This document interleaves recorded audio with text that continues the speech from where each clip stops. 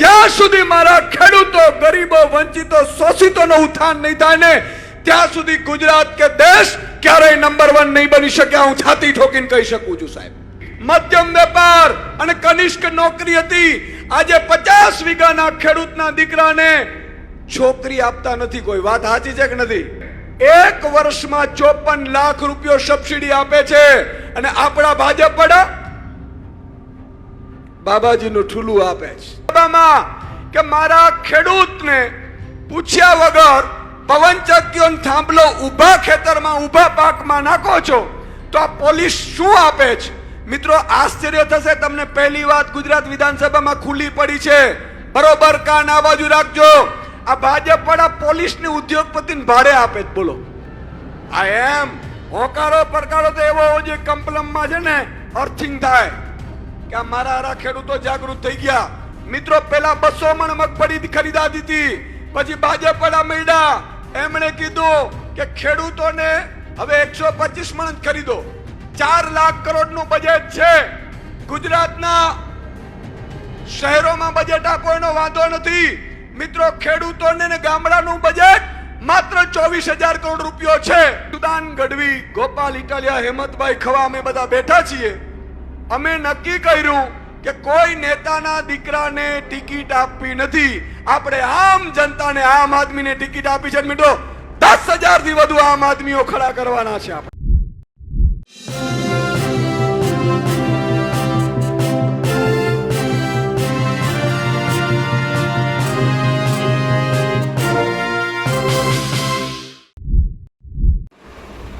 પંજાબમાં આમ આદમી પાર્ટીની સભા. ત્યાં આમ આદમી પાર્ટીના પ્રદેશ અધ્યક્ષ ઈસુદાન ગઢવીએ સરકારને ઘેરી. તેઓએ સ્પષ્ટપણે આરોપ લગાવ્યો કે ગુજરાતમાં સરકાર ખેડૂતો વિરોધી છે. તેમણે તર્ક આપ્યો કે મુખ્યમંત્રીનો દીકરો મંત્રી કે મુખ્યમંત્રી બનવા માંગે છે, સાંસદનો દીકરો સાંસદ, ધારાસભ્યનો દીકરો ધારાસભ્ય અને ડોક્ટરનો દીકરો ડોક્ટર, પણ ખેડૂતોનો દીકરો ખેડૂત બનવા માંગતા નથી. આ ગુજરાતની સચ્ચાઈ છે. નમસ્કાર, હું છું ચિંતામણી પુત્ર અનિલ પટેલ. સ્વાગત છે આપનું અમારા વિશેષ કાર્યક્રમમાં. આવો સાંભળીએ ઈસુદાન ગઢવીએ રાજ્ય સરકાર ઉપર, ભૂપેન્દ્ર પટેલ ઉપર અને કૃષિ મંત્રી ખાસ કરીને જીતુભાઈ વાઘાણી ઉપર કેવા પ્રહારો કર્યા.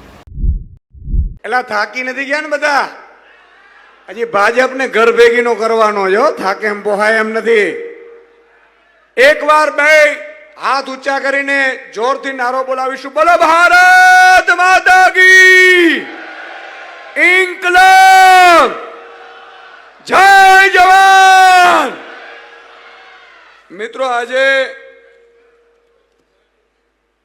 વિજય વિશ્વાસ સંમેલનમાં ઉપસ્થિત માનનીય ગોપાલભાઈ, હેમંતભાઈ, પ્રવીણભાઈ, રાજુભાઈ અને તમામ મહાનુભાવો મંચસ્થ અને આપ સૌ દૂર દૂરથી પધારેલા મારા કિસાન ખેડૂત ભાઈઓ બહેનો અને ગુજરાતનું ભવિષ્ય.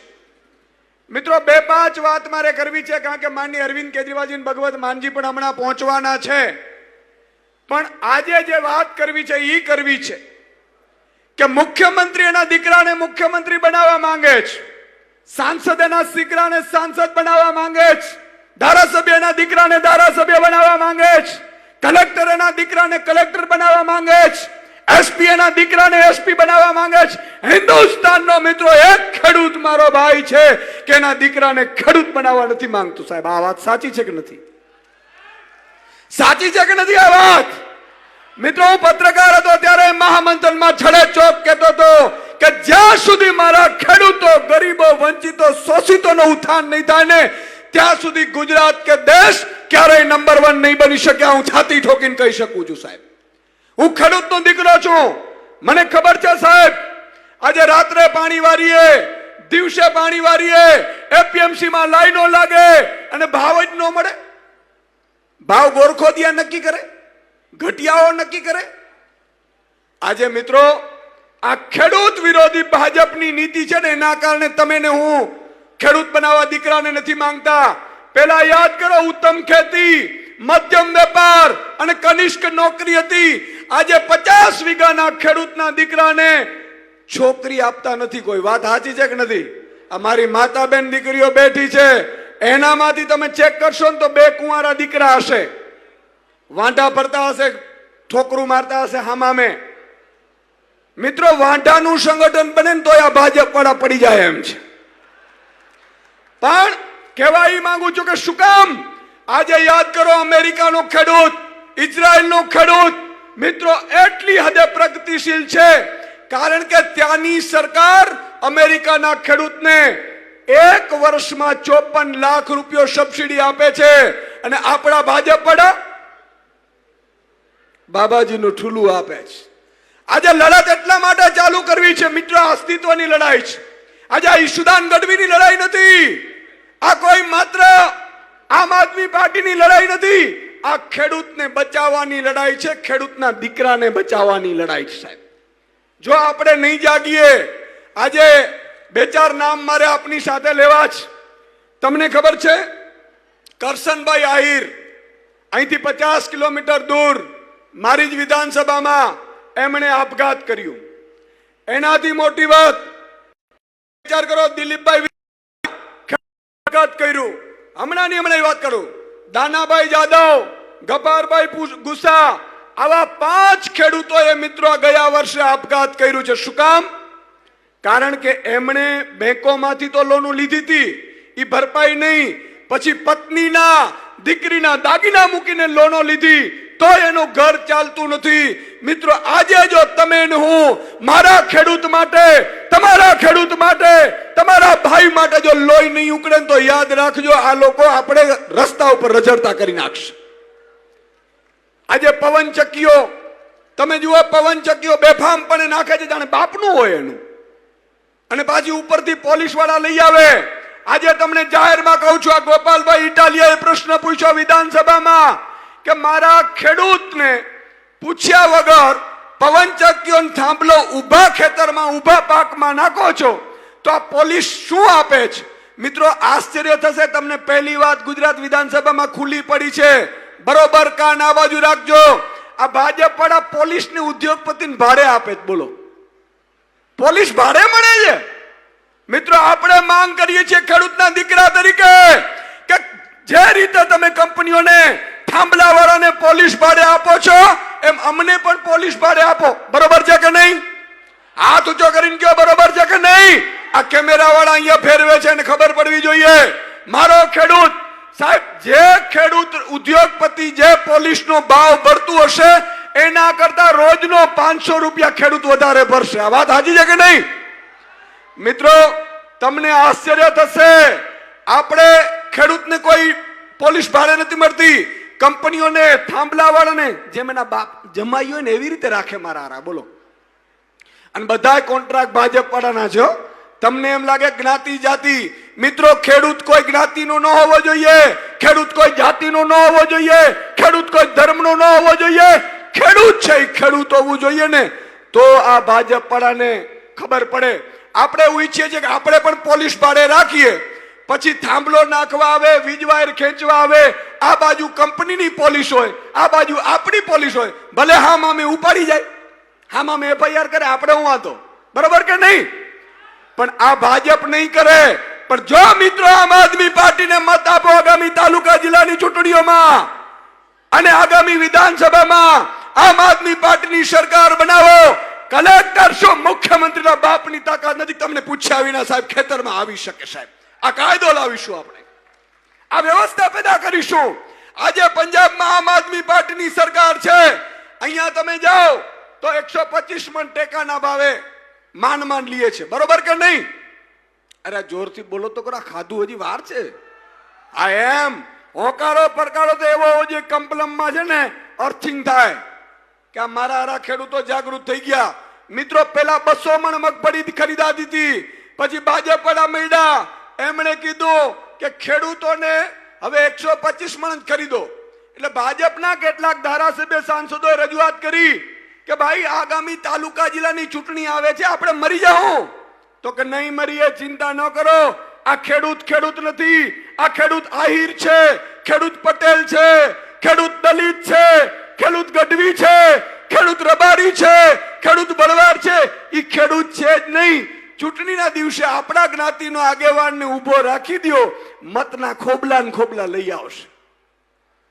અને અત્યાર સુધી મિત્રો આ ભૂલ કરી છે આપણે. યાદ રાખજો, જો હવે અસ્તિત્વની લડાઈમાં ન જાગ્યા તો આપણા હાલ બહુ ખરાબ થશે. આજે આ ઊભા પાકમાં થાંભલા નાખે છે, કાલે આવીની 7-12 જટી લે કે તમારું અહીંયા છે જ નહીં, અહીંયા તમારું છે જ નહીં, તમારા બાપ દાદાનું છે, એ વયું ગયું. મિત્રો એનાથી મોટી વાત 4 લાખ કરોડનું બજેટ છે. ગુજરાતના શહેરોમાં બજેટ આપો એનો વાંધો નથી મિત્રો, ખેડૂતોને ને ગામડાનું બજેટ માત્ર 24,000 કરોડ રૂપિયો છે. ખરેખર 1 લાખ કરોડ રૂપિયો આપે તો શું થાય એની હું વાત કરું કે 1 લાખ કરોડ આપે તો 18,000 ગામડા છે. મેં થોડોક હિસાબ લગાડ્યો છે. 18,000 ગામડાઓમાં 1 લાખ કરોડ રૂપિયો જો બજેટ 1/4 આપે તો એક ગામમાં 5 કરોડ ને 55 લાખ રૂપિયો વર્ષે મળે, અને 5 વર્ષે 27 કરોડ રૂપિયો ગામમાં બને. જો 27 કરોડ ગામમાં મળે તો સારી સ્કૂલ બની જાય કે ન બની જાય ભાઈ? ઇંગ્લિશ મીડિયમની હાથ ઊંચો કરીને કહેતા હો. હોસ્પિટલ બની જાય કે ન બની જાય? સારા રસ્તા બની જાય કે ન બની જાય? હાચા પેરિસ જેવા, ભાજપ વાળાના પેરિસ જેવા નહીં, હાચા પેરિસ જેવા બની જાય કે ન બની જાય? તો મિત્રો આ વ્યવસ્થા આપણે પેદા કરવી પડશે, ગામડાને જાગૃત કરવું પડશે. છેલ્લી વાત એક આપને કહીને વાત મારી પૂરી કરીશ. મિત્રો તમે વિચાર કરો, ભગવત માન ને અરવિંદ કેજરીવાલજીની સરકાર બની, આમ આદમીની, આમ લોકોની. અત્યારે ઉદ્યોગપતિની સરકાર છે. મિત્રો આમ આદમીના પ્રદેશ અધ્યક્ષ તરીકે મને ગર્વ થાય છે. ભાજપના નેતાઓના દીકરા આવ્યા, કોંગ્રેસના નેતા ધારાસભ્યોના દીકરા આવ્યા કે ઈશુદાનભાઈ અમને ટિકિટ આપો, તાલુકાની, જિલ્લાની, નગરપાલિકા, મહાનગરપાલિકાની. મિત્રો તમને ગર્વ થશે, મને ગર્વ થશે. ઈશુદાન ગઢવી, ગોપાલ ઇટાલિયા, હેમંતભાઈ ખવા, અમે બધા બેઠા છીએ. અમે નક્કી કર્યું કે કોઈ નેતાના દીકરાને ટિકિટ આપવી નથી, આપણે આમ જનતાને, આમ આદમીને ટિકિટ આપી છે. મિત્રો 10,000 થી વધુ આમ આદમીઓ ખડા કરવાના છે આપણે. આ બરોબર કર્યું મેં? અમે લોકો આમ આદમી છીએ મિત્રો, અને એટલા માટે અરવિંદ કેજરીવાલજી અમને તક આપી તો આજે ગુજરાતનો ખેડૂતનો દીકરો તમારી સામે ભાજપ અને નરેન્દ્ર મોદી, અમિત શાહની સામે મોરે મોરો આપીએ છીએ. મને પૂરેપૂરો વિશ્વાસ છે કે આગામી તાલુકા જિલ્લામાં મારો ગામનો, તાલુકાનો, જિલ્લાનો એક સામાન્ય નાગરિક જિલ્લા પંચાયત, તાલુકા પંચાયતની ચૂંટણી લડશે, નગરપાલિકા, મહાનગરપાલિકાની લડશે, અને મોદી અને અમિત શાહને મોરે મોરો આપશે સાહેબ. તો મિત્રો 4 વર્ષ પહેલા સરકાર બની અને અરવિંદ કેજરીવાલજી, ભગવત માનજીએ નક્કી કર્યું કે જો કલેક્ટર 10 થી 6 નોકરી જતા હોય, ડીએસપી 10 થી 6 નોકરી કરતા હોય, તો મારો ખેડૂત રાત્રે 2 વાગે હું કામ પાણી વારવા જાય ભાઈ? એમણે સાહેબ કાનૂન બનાવ્યો, કહી દીધું ખેડૂતોને પંજાબમાં દિવસે વીજળી મળે છે, દિવસે વીજળી. ગમે તો તાળીઓ પાડતા હો, આવું કરવું કે નથી કરવું? અને એનાથી મોટી વાત, વીજળી ફ્રી મળે છે. અને એટલા માટે મિત્રો છેલ્લે હું નારો આપીશ તમને, બોલો ભારત માતા કી. ઈશુદાન ગઢવીની વાત સાંભળીને આપને શું લાગે છે જરૂરથી અમારા કોમેન્ટ બોક્સમાં કોમેન્ટ કરજો. એ સિવાય અમારી યુટ્યુબ ચેનલ લાઈક કરો, સબસ્ક્રાઇબ કરો, બેલ આઇકન દબાવો. સાથે અમારી વેબસાઇટ છે www.gujaratplus.in, ત્યાં પણ જેમ તેમ વધુ અપડેટ થઈ શકો છો. અત્યાર માટે આટલું જ. નમસ્કાર.